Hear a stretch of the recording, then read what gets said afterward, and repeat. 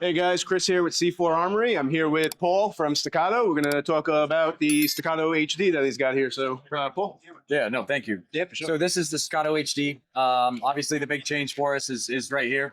This is coming really from a customer requirement, basically coming to us and saying, can you build a pistol that feeds off this magazine? And so that's what we did. We really re-engineered this platform, and that's the important kind of the phrasing here is re-engineered.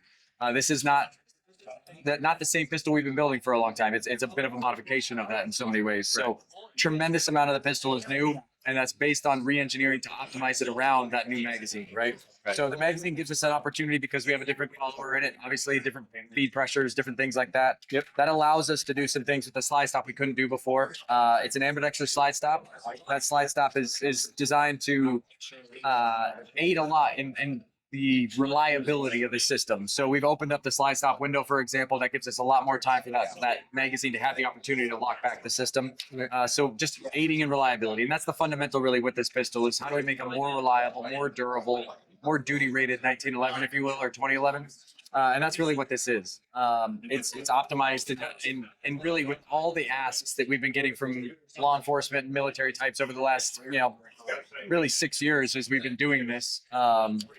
To really feed all that data and all those asks back into the product. So how do we make it, how do we make it more broadly adaptable? It's that one-hand manipulation. So it's that one-handed manipulation of the system, being able to drop the slide with the thumb. It's an ambidextrous thumb safety. The thumb safety is captive in this pistol, which is a new change for us. No grip safety, obviously. Swappable mag catch, so you can swap it from left or into right hand. New optic system, I'll get into that. Entirely reinforced and entirely more durable system really on the bottom end. The mag catch location on the Glock pistol is higher. So what we were able to do because of that is because that mag catch location is higher, we're able to bring this second finger a lot higher on the pistol, as well as really reshape the whole back end of the pistol. In the process, also deleting that grip safety. So the whole back of the pistol is scalloped in a different way. It's far more ergonomic across this whole thing. We're grabbing the gun at a higher level, which is really dropping the bore axis in your hand. So we haven't changed the bore axis of the pistol, but we've really effectively lowered the bore axis by bringing the hand higher on the pistol. Understood. So ambidextrous controls, new optic system. The optic system is a direct mount optic system. So what is happening here is you basically can mount these screws from the optic straight into the slide and not into a plate.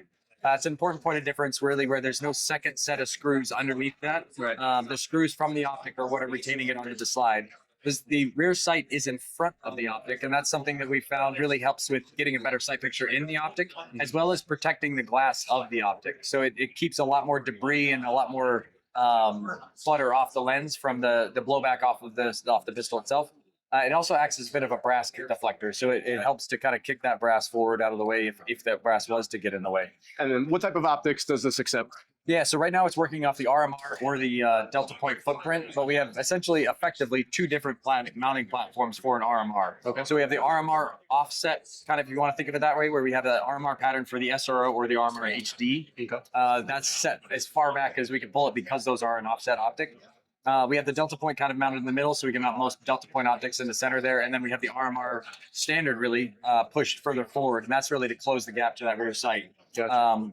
Right now we have plates currently for the Acro, the RMR patterns, both the RMR patterns as well as the Delta Point pattern, and there'll be plenty of support beyond that in the future. Right. But as of right now, that fits most common optics on the market, especially most common duty optics on the market.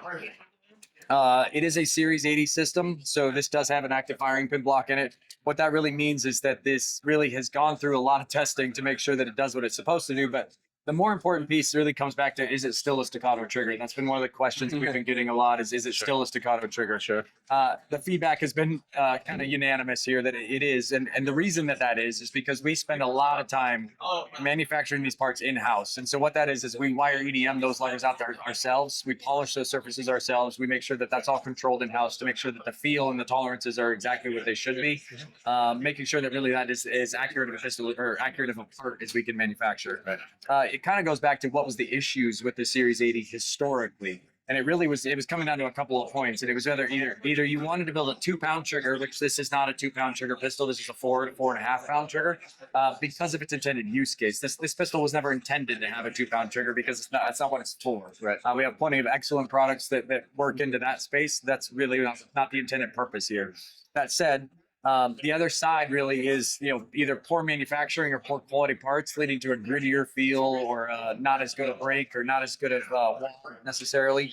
Different take up, things like that, as well as some downstream reliability issues because of that. So that's why we manufacture those parts in house and make them as accurate as we can, Right. to ensure that trigger still feels like a Staccato trigger at the end of the day. Right. What's great is it's re-engineered. It's not retrofit to take the new magazines. It's actually re-engineered to work properly. It's truly, you can just put a magazine in a pistol and kind of call it a day, right? Right. Like, at the end of the day, this is a whole retake on so many of these components. As I referenced, there's really only a few components left in this pistol that are backwards compatible to what would be the old system. Yeah. So much of this pistol is completely re-engineered to optimize or take advantage of the feature set of what this pistol is really providing at the end of the day. Gotcha.